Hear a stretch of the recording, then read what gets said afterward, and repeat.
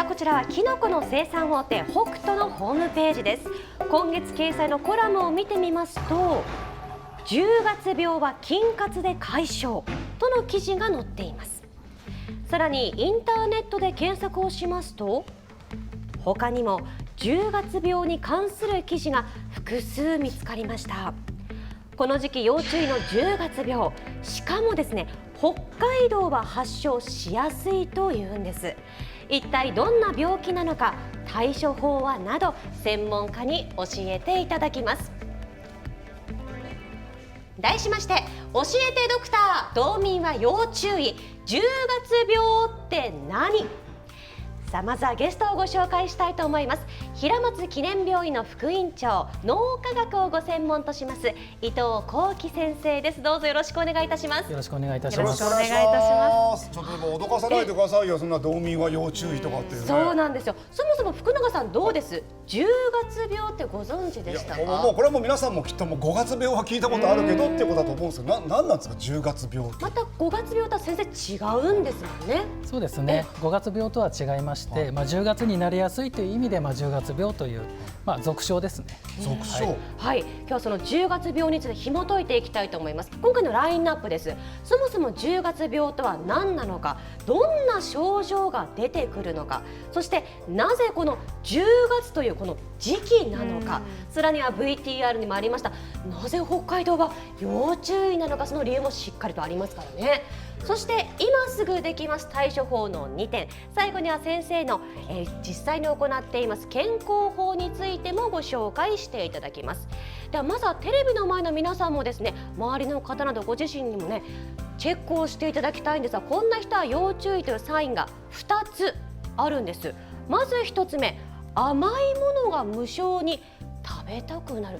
ちょっと意外なサインかもしれませんね。でも申し訳ないけど年がら年中そうですよって方もいるんじゃないですか。家事が面倒とかっていうのも、そうですね。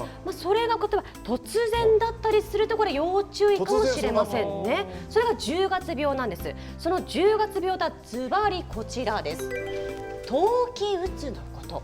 秋から冬に起こりやすい心身の不調、つまり心と体に起きるという不調なんですよね。先生、こんな症状があるんですね。はい。まず一般的にうつ病というのはですね、心の症状が出る、体の病気という位置づけになります。はい、で症状としてはですね、この気分が落ち込むとか、不安になるとか、体がだるいという症状が出るんですけれども、気分が落ち込んでいるので、当然食欲も出ませんし、体重も落ちてきますし、夜も眠れないっていうのが一般的です。体がだるいことによって家事が面倒になる、億劫になるってことも紐づきますよね。ただ福永さん、村雨さん、これが過食、過眠っていうのがこれ10月病の特徴なんですよね。はい。この冬季うつ病に関してはですね、日中甘いものが食べたくなったりとか、夜にちゃんと眠っているのに、日中もずっと眠いという症状が特徴的になります。はい。それ特徴的で言いますと、先生どういった方が多いんでしょうか？はい。実は女性に多いと言われてまして、男性よりも女性の方が多い。これ実際にデータも出てるんですもんね。はい。一般的にうつ病に関しては、女性は男性の2倍かかると言われていまして、はい、でこの冬季うつに関してはですね、実は4倍かかりやすいというふうに言われていますので、今時期やはり患者さんがたくさん受診されるようになってきます。ここまで多いっていうのは驚きじゃないですか？多いですし、その患者さんはいわゆるこういう症状を訴えてくるわけですか。なんかだるいんですって。そうですね。はい。そうなんですか。その女性の方が多いというのがこの時期なっている理由にも関わりそうです。なんで特に女性が多いんですかね。そうですよね。理由の一つ目こちらです。寒いから。これ先生どういうことでしょうか？はい。まずですね、体が寒いと感じたときは、体温を保とうとしてですね、体が熱を出そうというふうに変化します。これは体にとってはすごくストレスでして、でこれストレスホルモンというこのコルチゾールというホルモンが分泌されます。でこのコルチゾールというホルモンは実はこのうつ病と深く関係しているというふうに言われています。女性は冷え性の方も多いって言いますからね。より体が冷えやすいから女性の方が多いとされてるんですね。それも理由の一つになってるかもしれませんよね。そうですね。それは北海道がやっぱり寒いからってことなんですか？はい。そうですね。そしてその前にですね、この人は要注意の一つ、甘いものが無償に食べたい、なんか年がら年中というね方もいらっしゃるかもしれませんが、これというのが無償に食べたくなる、これが寒いという理由にも関わってきそうですね。はい。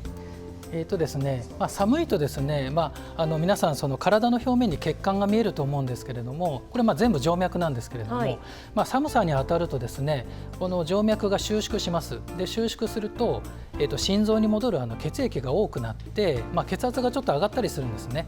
でその時にですね、血糖値を上げるホルモンが何種類か出ると。でそのうちの一つがコルチゾールというふうになります。突然食べたくなったっていう方はちょっと見直すっていうことも必要かもしれません。ではなぜ北海道は特に注意が必要なのか、理由があるんですよね。それがこちらなんです。日照時間がこの時期少なくなるから。どういうことでしょうか？はい、人はですね、基本的に日中に起きて夜に寝るっていうリズムができてますけれども、このリズムに関してはですね、何種類かのホルモンが関係していると言われていて、でそのうちの中心がこのメラトニンというホルモンですね、脳から産出されるホルモンなんですけれども、基本的にメラトニンは日中に分泌量が低くて、夜になると高くなると。で高くなると眠くなるということになります。睡眠に関わるホルモンだっていうことになりますね。はい。でこのメラトニンに関してはですね、日照時間が少ないと実はこの朝に下がるってことが大事なんですけれども、日照時間が短くなると実はメラトニンからセロトニンに移行するのが少なくなって、メラトニンがこの昼にも少し高い水準で経過してしまうということになります。でそうなると、日中も眠いという状況になってしまいます。北海道はこの時期、これからも冬がね、雪も降りますから、必然的に日照時間が少なくなる。だからこそこういったホルモンのバランスが悪くなってしまうっていうことですね。はい、その通りです。それは体の症状のこの過眠につながっているということなんです。さあ、この理由を今確認したところで、じゃあ対策、対処法というのを確認していきましょうか。先生、主に2つあるんですよね。はい、その1つというのがこちらなんです。毎朝同じ時刻に起床。この同じ時刻っていうのはポイントになりそうですね。はい、冬季うつ病はですね、先ほどご説明しましたけれども、体のリズムが崩れてしまうことでなってしまうと考えられてますので、毎朝同じ時間に起きることによって、そのリズムを調整するということになります。規則正しい生活ってことになると思うんですけど、でも先生、じゃあ同じ時間に毎日起床するんであれば、例えば夜型人間の方とかね、例えば夜勤の方で毎日お昼に起きますとか、そういうのでもいいんですか？毎日起きる時間が決まってれば。はい、理想は朝起きて夜寝るっていうのが理想なんですけれども、基本的に体のリズムは24時間で作られているはずなので、とりあえず同じ時間に起きるっていうことだけでもだいぶ良いんじゃないかなというふうに考えます。漁師さんたちだってね、ものすごいまだ相当暗い時間に起きて動くわけでしょ。でもじゃあ基本的には時間が決まってればよしとしましょうってことですかね。そうですね。はい。体内時計を崩さないっていうことが重要になりそうなんです。では対処法の2つ目はこちらです。毎日体重を測定する。先生、こちらは？はい、冬季うつ病では、過食過眠ということでですね、体重が増えてしまうわけですね。はい、でこれから、例えばハロウィンとか、収穫祭とかクリスマスとか、お正月もありますので、体重が増えやすい時期になってくる続きますもんね、イベントが。冬はね、そうですね。なので基本的に食事の管理が必要になってくるということですね。なので食事日記をつけていただいたりするのはすごくいいかなとは思うんですけれども、ただこれずっとつけるのはかなりハードルが高いと思いますので、ご自身のそのお体の調子を把握するという意味で、毎日起きた時にですね、体重を測定するっていうのが、有効な手段かなというふうに思います。そうすると小さな体のサインにも気づきやすいかもしれませんね。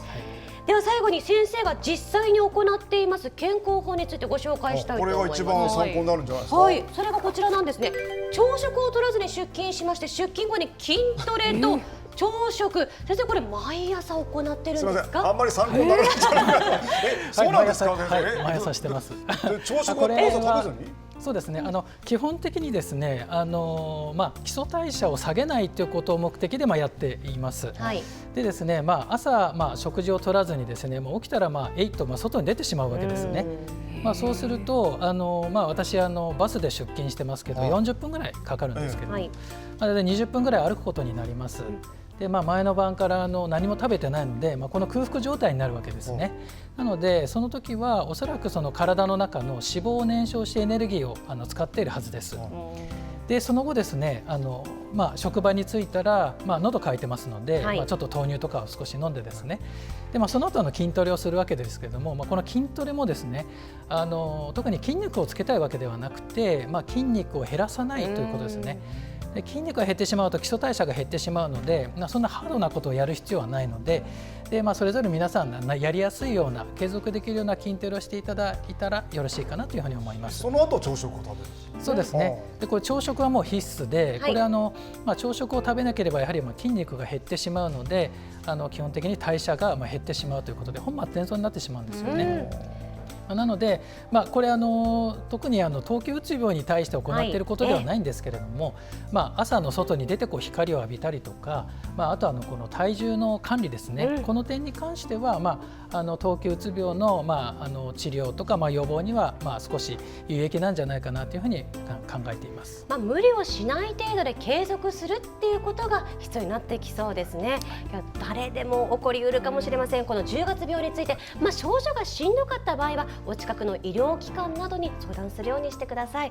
この時間10月病について平松記念病院の伊藤先生にお話伺いました。先生ありがとうございました。ありがとうございました。ありがとうございました。